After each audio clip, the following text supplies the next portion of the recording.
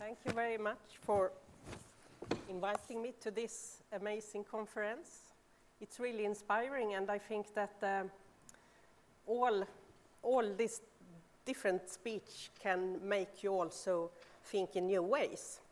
And what I will contribute here today is how we reach beyond the science policy interface to also look at how different knowledge systems can enrich one another and how we can include indigenous and local knowledge and work still for a multiple evidence base and in what way that is useful.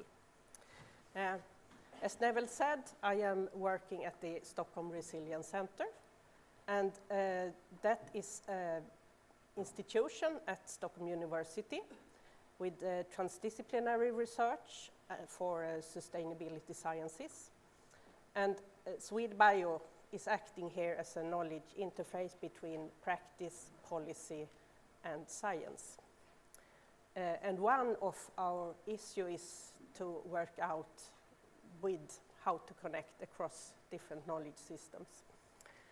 So first of all, we will talk about why indigenous and local knowledge is useful when we work in biodiversity conservation for policy and decision making, why it's useful and how it can contribute to practical learning and adaptation, and lastly, how it can be brought into policy and science through a multiple evidence-based approach.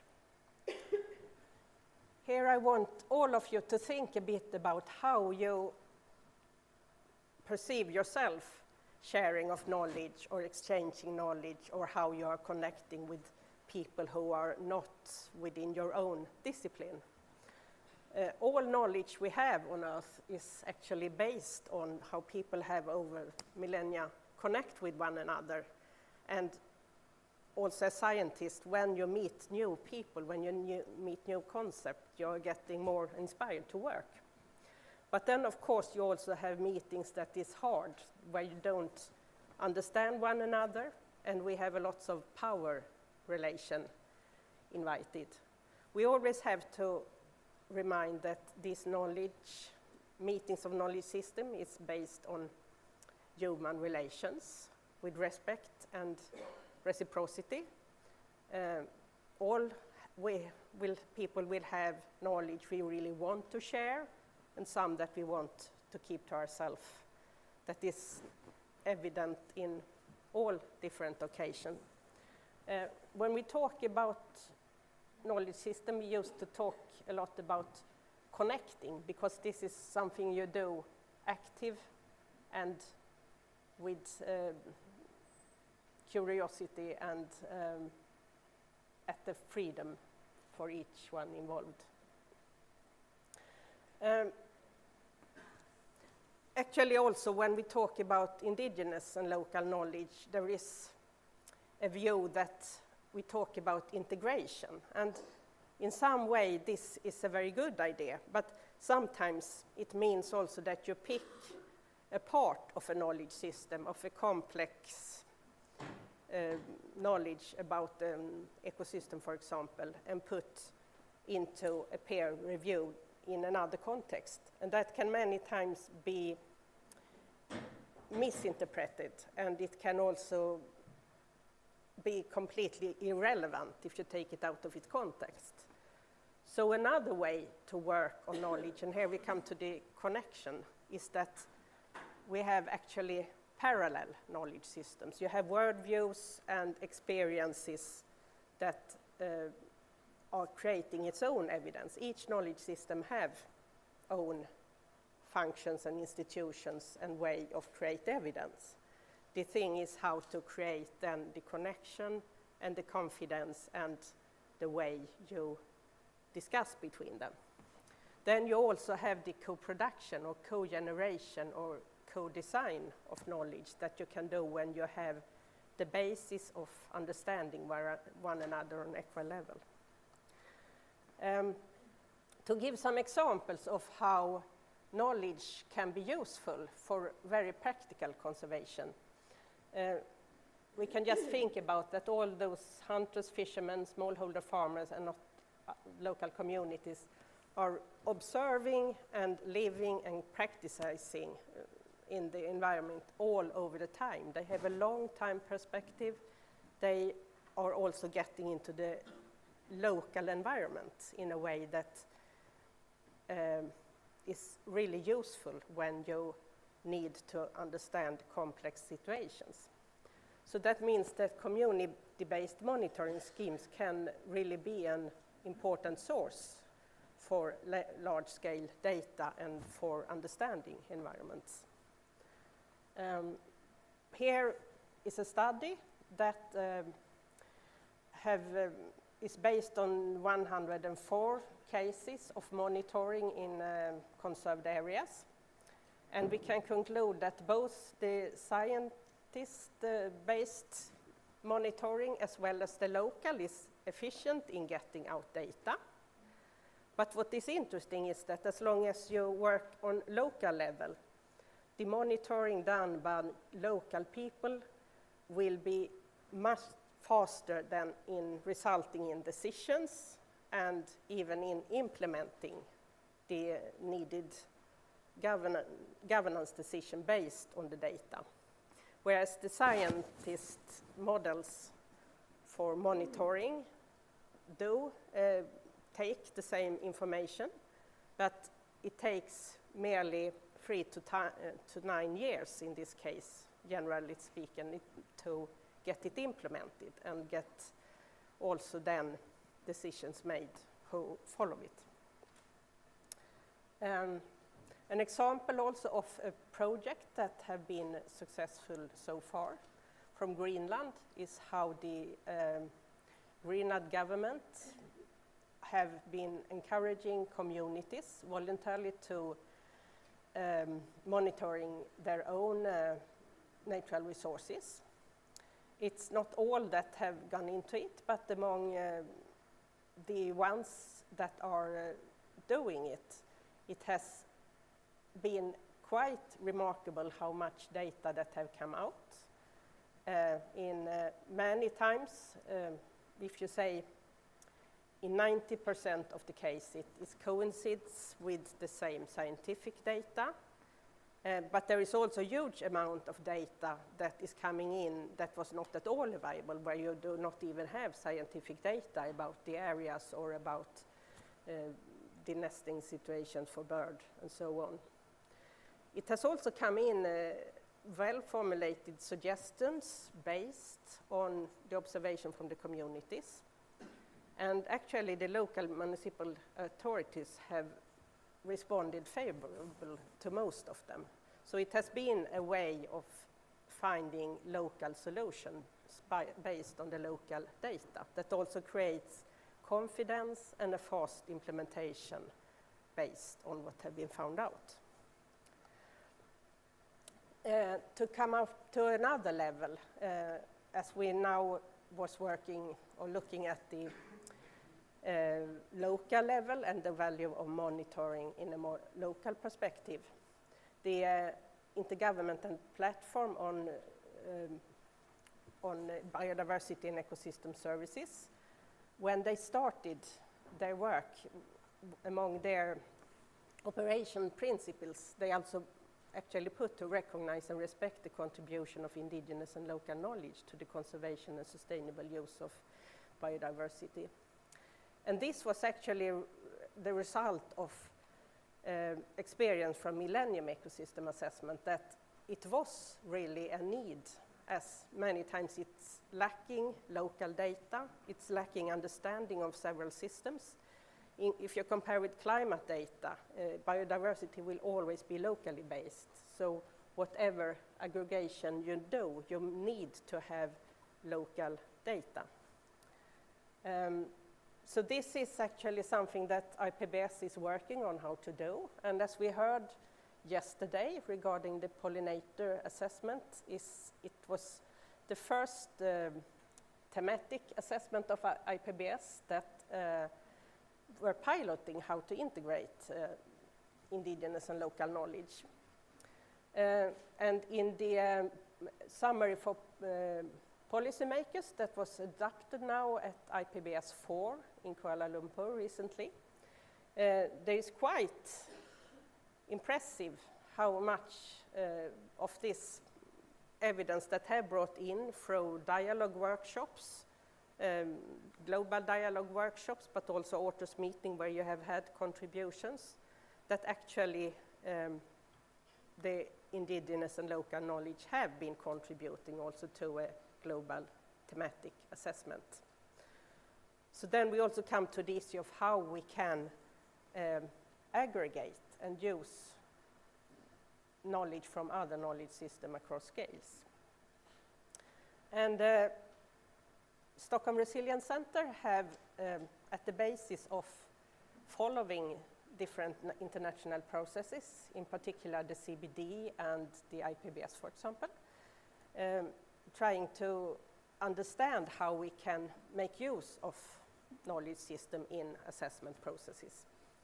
And that's what we call is a multiple evidence base. And the general idea is that we generate complementary evidence that is relevant and will provide an enriched picture that is important for getting better decisions and better policy. The reason we can also find in the ongoing dialogues across knowledge systems that we have been involved with, and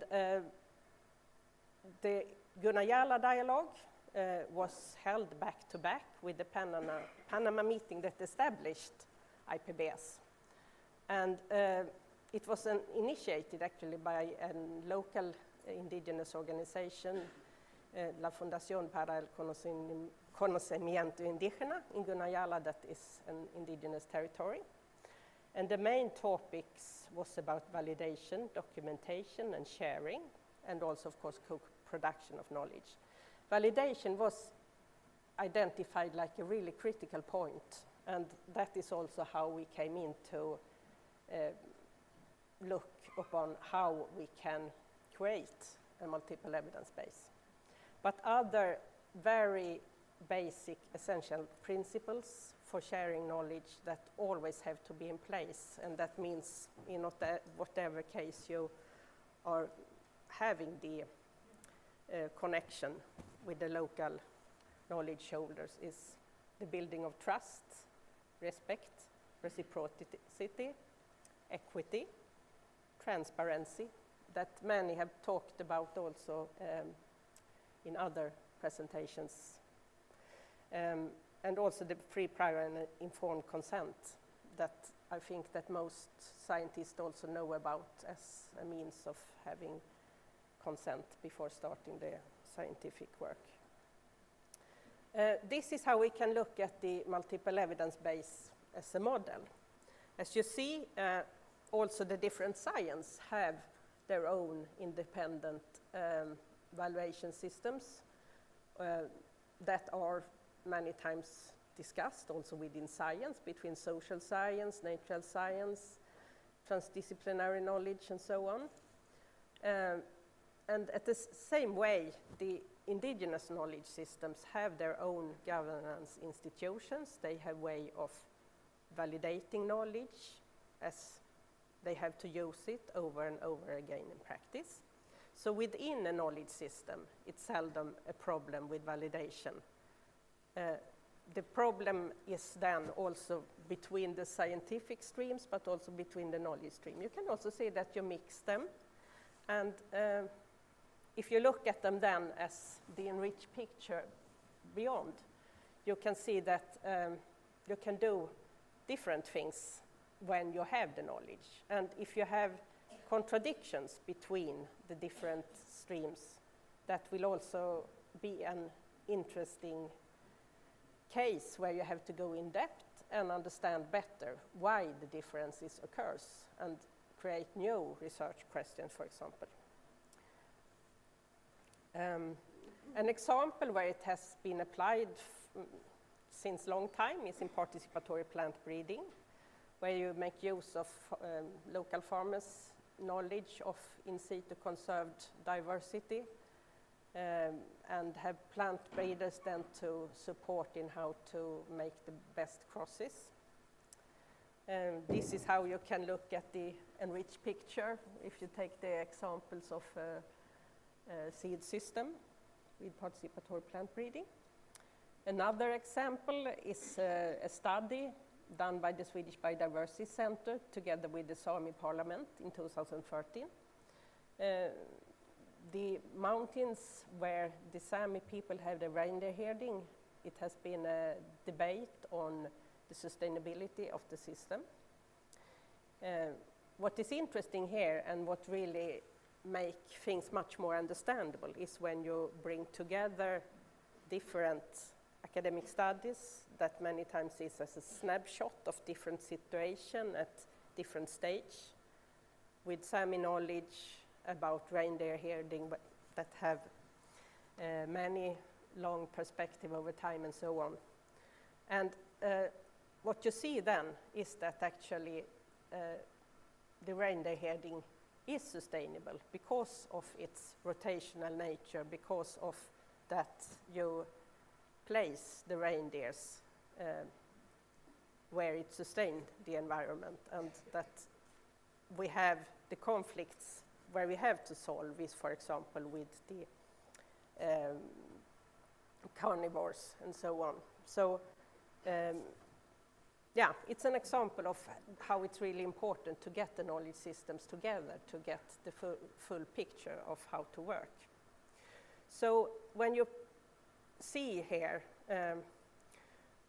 what we also have to emphasize is that knowledge is a process. Knowledge is not only the output, because if you have a good process where all actors are active, you will also get a decision that will be implemented because it's understood. And you can also decide how to do, whether you find a knowledge gap and need a new problem analysis and co-production out of the new problem, or whether you can go on and implement something in practice. And this is also how you can see how an assessment can go on in the same way, and where you can find recommendations for decision makers. It will be much more efficient when you come out together.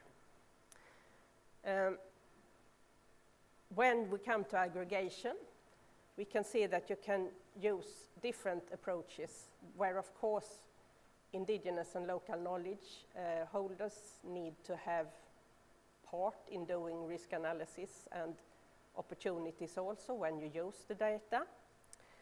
And one way of thinking that also comes from the Millennium Ecosystem Assessments is actually to how you find ways that are legitimate, credible, and useful for all involved.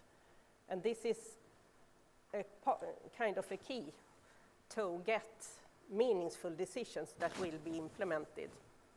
And so far, regarding the multiple evidence base, that is a bit of a mind shift also in how you think, but it has been recommended, for example, in a decision from COP12 on how to continue to elaborate on community monitoring and apply a multiple evidence-based approach.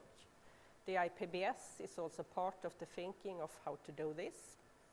And Future Eras, that is the one of the new big research programs, have also seen many advantages in this kind of knowledge collaboration. To short describe what happens in international processes is that when you have a bottom-up approach of the indicators, it make it once again aggregated in a way that has been facilitating partly, for example, when you find that the global data does not work in the way you want. So you can both try with statistical indicator, but it does not always cover what you want. And what you do when you are covering through contributions that is contributed from bottom up makes many times the picture more understandable. There are many indigenous initiatives to monitor that are doing it for their own purposes, but also finding that it's valid to contribute it to other aspects that can make the policy better. So just for make a conclusion on the multiple evidence base, we would like to stress that they need a diversity of knowledge and knowledge system for sustainable futures. And this is also shown from the local base as it's there we have to manage the knowledge. You have an enriched understanding by placing knowledge side by equity. That should be seen as something positive and not as complicating. And also that it's a learning platform and the basis for co-generation of knowledge for various international processes. And for the collaboration across knowledge system, we have to remind us that the outcome is not enough, that the mobilization of knowledge and the generation of evidence is a process, and that creates the legitimacy and credibility and usefulness that make it applied later on in the system. And also that the integration of knowledge might not be the solution, but to try to mobilize the knowledge actors. I think the Kenyan case was quite good in that direction, and that equity, reciprocity, and building trust are indispensable elements when we work with knowledge. So, thank you.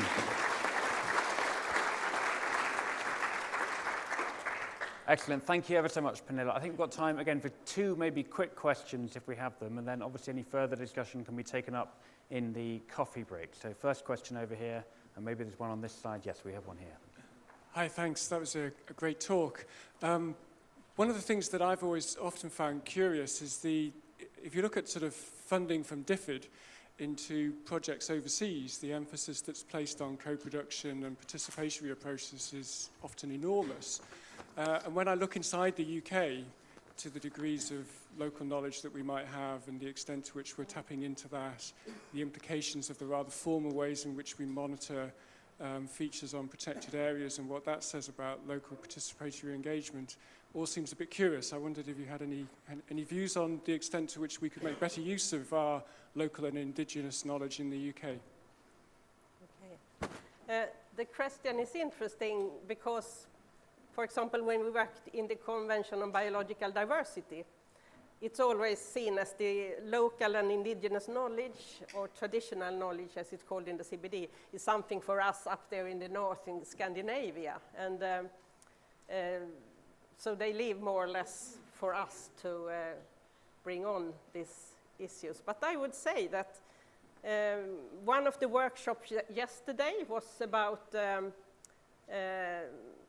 that I would love to participate, but I was in another parallel one. But it was about how you can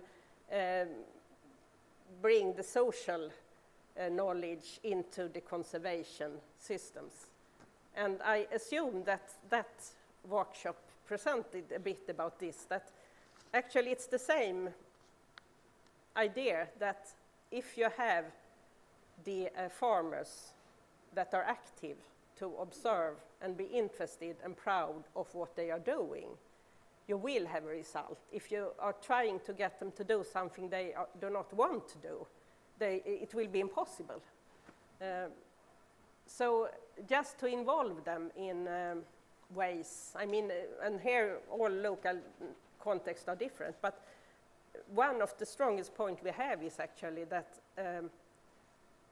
everything is not the exotic knowledge of the indigenous. There is also a huge amount of local knowledge in all over Europe that really can be helpful in the management of our landscape here. Although we have different forms of knowledge, we are all local people as well, of course. Yeah. Okay, one question here, and then we're going to have to break for coffee. You mentioned a number of international processes, IPBES, IPCC, Future Earth. And indigenous and local knowledge is defined in IPBES, for example, as being grounded in territory, and it talks about kind of the rights, knowledge as a right, something that is attached politically and to particular groups of people.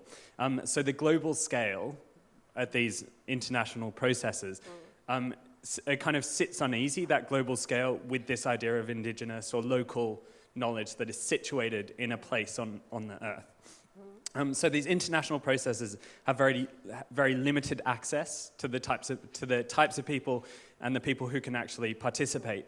So I've noticed that in IPBES you'll have an expert group of kind of 30 or 40 people perhaps who represent indigenous and local knowledge all over the world.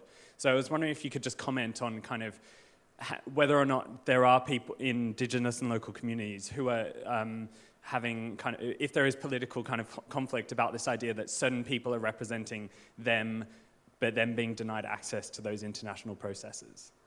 Excellent you know, actually, I think what you refer to is the task force of indigenous and local knowledge, and actually it's not them who are representing anything but being experts in the group. And the task of the group is to develop the procedures and participatory approaches. And the pollinator assessment was a pilot in that direction. And they started with a global dialogue where it went out a call for contribution of materials. That means that people who have, I mean, there are networks of people working with pollinators. There are groups that have been doing science collaboration. Yeah, everybody was invited to bring in information. And then it was also an invitation to a global workshop where there also was free prior informed consent made among the participants, that they were willing to share the knowledge and that they will also ensure that it was okay for the communities they represented, that they will get back everything that is written down then in this dialogue will get back to the representatives that took part in the workshop and see that it's correct and so on, and that it's possible to use. And in the way you then have the workshop report, it means that you also have that as a basic material to feed into the assessment. And actually, it was also one of the chapters in the assessment that is about biocultural diversity, and it's impressive about how it describes also some of the issue with, stingless bees, for example, where knowledge have been collected. There are still much lacking in this process, among other things that it was no real author that was indigenous. It's also about the participatory mechanism, where we can go back and discuss this more with people, and they will make use in policy also of the assessment. But I think we have good hope that there will be processes that can work, and that can be examples for others. And Same in the CBD. This is an ongoing challenge, of course, how to engage at the local level with local processes in global processes. And in IPBES, of course, everyone's there in their individual capacity, not representing anything other than their own individual expertise and experience, and focus on some examples of how that processes and procedures for how knowledge can be brought together, but an ongoing challenge. Okay, thank you very much. Bill's looking at me because we run over 10 minutes. Can I please ask everyone who's back here in 20 minutes' time, so at 10 to 11, and just before you go, an announcement that at lunchtime at 1:20 in room 249, here in this building, there is a meeting to discuss how BES can work more with what was called non-academic, I guess, policy practitioners in its work going forward. So how can the BES engage more with policy and practitioner members in its work? 120, room 249. I think you're able to sign up for that meeting in the coffee break now. Thank you, Pernilla. Thank you, Fiona. Thank you, Sarah.